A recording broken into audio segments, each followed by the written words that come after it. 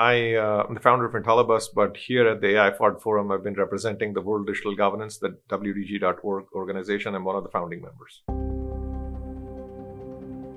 Historically, America or countries that were very progressive and developed nations were supposed to be the land of opportunity. They still are. Most innovation still happens there. The economies are very robust.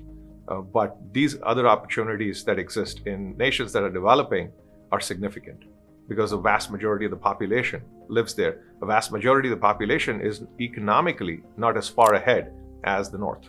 And in my mind, if there's one word to describe that, it would be opportunity.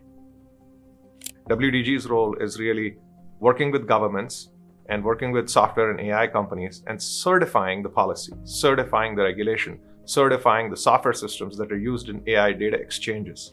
I think the benefits for an ethical AI for the whole world, not necessarily for the North or the South, but obviously since South is the place with opportunity that we just talked about, the possibilities are a lot greater. Think of all countries where the unemployment is extremely high, all countries where labor productivity is extremely low, all of these countries where digital literacy rates are low. AI has that opportunity, from eliminating unemployment or reducing significantly unemployment through AI job matching engines, to improving digital literacy, where AI could be a big component where the teacher to student ratios are off or the quality of teachers, highly qualified teachers, does not exist. Obviously, AI engines can hallucinate. AI engines are not perfect today. So it's a question of how and who does this. And as long as there's collaboration between North and South, and people from the North who are already very advanced are willing to go to the South, spend their time, and we're doing much of that. I live in America, and we're spending a lot of time in the South, largely in the Caribbean islands right now. And the more we do that, the greater the opportunity. And the question is, how do you do it in an ethical and a responsible way?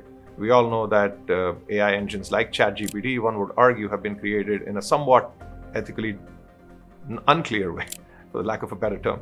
And that unclear mechanisms are largely someone has taken all the data from the internet, fed it into an AI engine, and that data today, as a consequence, has had a lot of litigation. Obviously, people are trying to resolve it. How do we simplify that? And more importantly, the vector of digital sovereignty, which is essentially people not owning their data, both at the level of the individual as well as the level of the nation, needs to be solved for.